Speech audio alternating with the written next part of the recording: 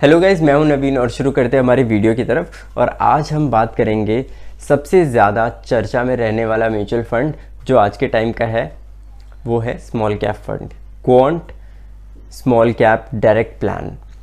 ये बेसिकली एक mutual fund है जिसने अभी हाल ही में पिछले 3 साल में 300% का रिटर्न दिया है। तो ऑब्वियसली जहाँ पे हम 10, 12, 15, 16, 20% के रिटर्न को अचीव करना ही बहुत बड़ा मानते हैं, उस टाइम पर अगर कोई म्यूचुअल फंड या कोई स्टॉक 300% का रिटर्न दे दे तो डेफिनेटली हम सोचने लगेंगे कि ये कैसे हुआ या फिर ऐसा क्या हुआ कि ये अचानक से इतना परफॉर्म करने लगा। तो सबसे पहले हम ये चेक कर लेते हैं कि पहले ये जो स्मॉल कैप फंड्स थे वो कैसे रिएक्ट करते थे या पहले किस तरीके से चल रहे थे ये स्टॉक्स। तो अगर हम अभी से पहले का टाइम देखें तो 2008 से 2020 तक स्टॉक ने, स्मॉल कैप ने, आप जान के हैरान रह जाएंगे कि स्मॉल कैप ने 2008 से 2020 तक नेगेटिव रिटर्न्स दिए हैं। 2008 के क्राइसिस के बाद 2020 में जो ये पैंडेमिक आया था तब तक स्मॉल कैप ने नेगेटिव रिटर्न्स दिए हैं। और 2008 से भी 2-3 साल तक जो हमारा ये स्मॉल कैप फंड है उसने 0% का रिटर्न दिया है। तो ऐसा क्या हुआ कि ये 300% एकदम से बढ़ गया अगले 3 साल में 2020 के बाद। तो बेसिकली इसमें क्या हुआ है कि मैनेजमेंट चेंजेस हुए हैं, बहुत सारी चीज़ें हुई हैं जिसमें जो लोग इस असेट को मैनेज कर रहे हैं, इस स्मॉल कैप के असेट को, वो बेसिकली प्रिडिक्टिव एनालिसिस यूज़ कर रहे हैं। वो प्रिडिक्ट करने की कोशिश कर रहे हैं कि कौन सा स्टॉक अच्छा जाएगा और कौन सा स्टॉक अच्छा नहीं जाएगा। इसके पीछे उनके एक फॉर्मूला है जिसे वो कहते हैं VLRT, एक कॉम्प्लेक्स फॉर्मूला है। बट मैं स्टिल आपको कुछ सेक्शन समझा देता हूँ। इसमें VLRT में V का मतलब वैल्यूएशन है, L का मतलब लिक्विडिटी है, R का मतलब रिस्क और T का मतलब टाइमिंग है। वैल्यूएशन, तो बेसिकली वैल्यूएशन, जैसे हम किसी स्टॉक के वैल्यूएशन चेक करेंगे तो सिंपली हम उसके प्राइस और अर्निंग्स को हम 2 पिलर्स लेते हैं और उसके ऊपर जो है हम जो भी अपनी एनालिसिस करनी होती है वो करते हैं। ठीक है, तो बेसिकली PE रेशियो को हम देखते हैं और काफ़ी इन्वेस्टर्स का तो ये फोरमोस्ट टूल हो जाता है जिसके ऊपर वो इन्वेस्टमेंट करना पसंद करते हैं। ठीक है, तो PE रेशियो को यूज़ करके वैल्यूएशंस का यूज़ किया जाता है, वैल्यूएशंस को चेक किया जाता है। इसके अलावा PE रेशियो के अलावा हम मैथमेटिशियंस हैं, वो नीश भी देखते हैं, कौन से नीश में ऑपरेट कर रही है ये इंडस्ट्री में, ये स्टॉक या फिर ये कंपनी कौन से नीश में ऑपरेट कर रही है, इंडस्ट्री ग्रोथ एक्सपेक्टेशंस क्या है, इस इंडस्ट्री में कितना मार्केट साइज है और कितना ग्रो किया जा सकता है। तो ये सारी चीज़ों को देखने के बाद ही एक वैल्यूएशन सेट किया जाता है। मल्टीपल्स भी चेक किए जा सकते हैं, वैल्यूएशन मल्टीपल्स भी बहुत सारे होते हैं, तो उसके हिसाब से चेक किया जाता है कि अगर इंडस्ट्री में ये कंपनी है और बाकी कंपनियों का भी वैल्यूएशन चेक किया जाता है, उसके बेसिस पे इसे जज कर दिया जाता है या फिर उतनी मल्टीपल इसे दे दी जाती है।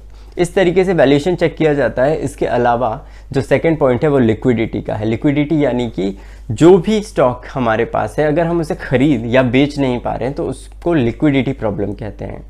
अगर किसी भी वजह से आपने स्टॉक खरीद तो लिया पर आप बेच नहीं पा रहे हैं तो वो किसी भी यूज़ का नहीं हुआ आपके लिए, है ना।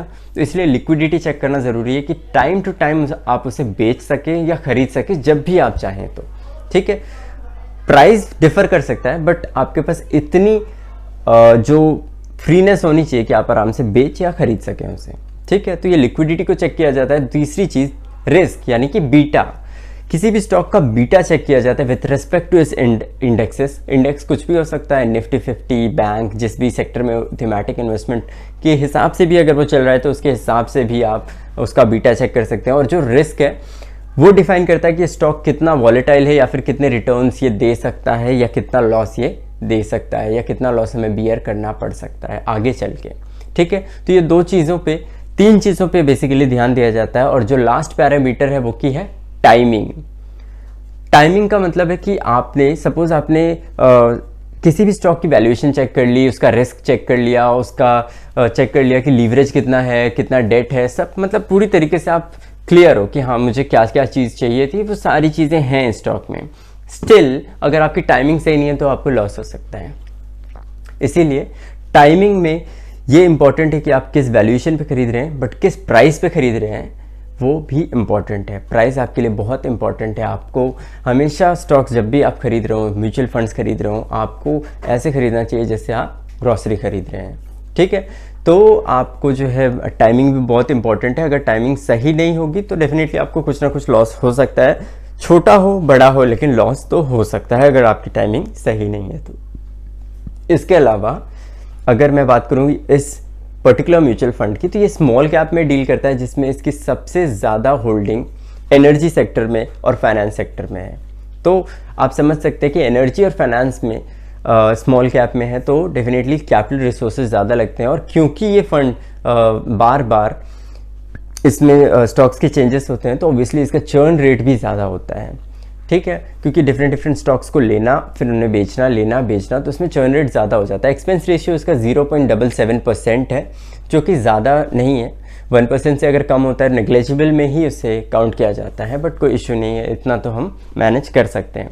लेकिन इसमें जानने वाली बात यह है कि ये स्मॉल कैप फंड है, और ऐसे फंड अगर आपको रिटर्न देते हैं तो वो भी मल्टी बैगर दे सकते हैं, और अगर आपको लॉस देते हैं तो वो भी मल्टी बैगर दे सकते हैं। तो आपको ये दोनों चीज़ें ध्यान में रख करके इसमें इन्वेस्टमेंट आपको करनी चाहिए।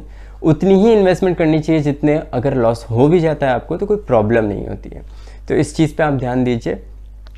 15,000 करोड़ के आसपास का इसका जो है AUM है, एसेट्स अंडर मैनेजमेंट, ठीक है। और तो AUM अच्छा है, लिक्विडिटी अच्छी है, रिस्क वगैरह सब चीज़ें बढ़िया हैं, इसकी कोई इशू नहीं है। एक्सपेंस रेशियो में भी कोई प्रॉब्लम नहीं है, तो आप डेफिनेटली इसमें इन्वेस्ट कर सकते हैं। रिकमेंडेशन है, जस्ट किसी भी तरीके का कोई भी स्टॉक एडवाइस या म्यूचुअल फंड एडवाइस नहीं है, जस्ट एक रिकमेंडेशन है और एक रिव्यू है जो कि मैं आपको बताना चाह रहा था। इन केस आपको किसी और म्यूचुअल फंड के बारे में भी जानना हो तो डेफिनेटली आप मुझसे पूछ सकते हैं। Thank you so much.